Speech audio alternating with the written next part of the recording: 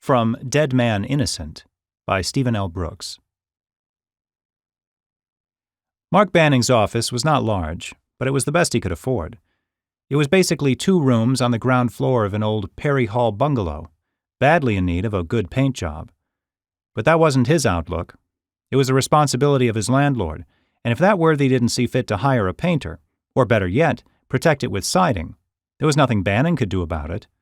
He paid his rent on time, mostly, kept the interiors of the offices neat, mostly, and that was all that was required, mostly. His office was the larger of the 2, with a nice-sized desk, credenza with 4-function device, file cabinet, a couple of chairs, and a couch for customers. None of the furniture was new, but it was serviceable and clean. He was 6 foot, trim and muscular, without bulk. His hair had been brown, but had darkened a year or 2 before, as he had turned 30. Betsy Connors held down the outer waiting room. She was short, with auburn hair and a perpetual light tan. She was quick and efficient. And if pressed, he would admit he had a thing for her. Not because she was quick and efficient, but because, well, you get the idea. Business had been fairly good lately. He had just that morning turned over evidence he had gathered on an adultery case. He didn't like that kind too much, but he liked adultery even less. When he decided to tie the knot, whether it was with Betsy or someone else, he was going to do it forever. Today had been less than slow.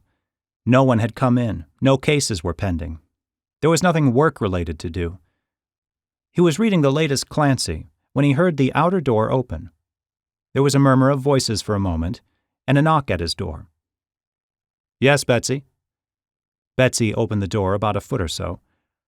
"There's a Mrs. Hammond here to see you," she said. Mark closed his novel and put it in a drawer. "Good. Show her in." Mark rose as Betsy ushered in Mrs. Hammond. He shook her hand, waved her to a seat, and sat behind his desk. "What can I do for you, Mrs. Hammond?" He hoped it wasn't another adultery case. "Mr. Banning, I don't know if you recognize my name or face.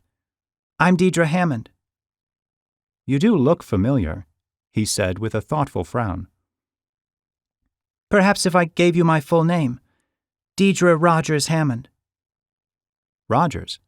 That name rang a bell. So did the nickname that had been associated with her in the news, Dee Dee. "Are you Sam Rogers' sister?" "I am." "Yes. Now I remember you. From the news at the time of the trial." "That's right. Then you must remember that we all maintained Sam's innocence throughout the trial, and even just before his execution." "Yes. And if your brother was indeed innocent, I'm very sorry. Sometimes our legal system grinds the wrong way, and the wrong person pays for a crime." "My brother was innocent." Mark nodded sympathetically. "I'm sorry this happened to you, but I don't understand why you came to me." "When Sam was in prison, we tried several times to appeal the case. Each time it was turned down. We wanted his attorney to appeal to the Supreme Court itself, but after 3 tries in other courts, he gave up. The problem was, the police were satisfied that Sam was guilty and had closed the case. They refused to search for any new evidence." "Do you believe there is evidence that would have proven your brother not guilty?" "Yes. If they had kept looking and found the man who really did this horrible thing, Sam wouldn't have had to die." "Had you thought of hiring a private detective while your brother was in prison?" "We wanted to, but couldn't afford it. The legal bills were eating up most of our money.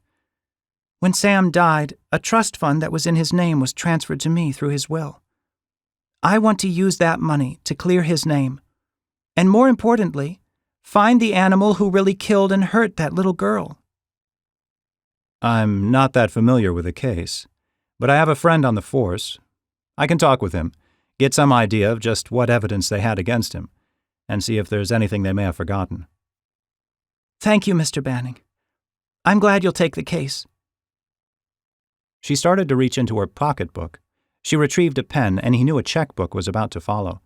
"You can give your check to Miss Connors out front. She'll explain our fee schedule and terms." Mrs. Hammond smiled. "Thank you, Mr. Banning. Thank you again." He rose as she went out of the room, following her and closing the door. He noted the time and marked it down on a notepad. Picking up the receiver, he dialed his phone. His contact at the county police, who was Betsy's cousin, answered on the third ring. Ed Taylor, homicide. Hey, Ed, this is Mark. Yeah, Mark. What's this about? You remember the Rogers case? Yeah, murder. He did it to a little girl, 6 or 7, I think. 7. I just had a visit from Rogers' sister, and she says he didn't do it. They were saying that all through the trial. We thought otherwise. Any problem with me coming down and talking it over with you? No problem. You'll come to the same conclusion we did. But if I don't let you come down, I'll hear it from my cousin. I'd rather get chewed out by the chief. Good. I'll be down in about half an hour. From Dead Man Innocent by Stephen L. Brooks.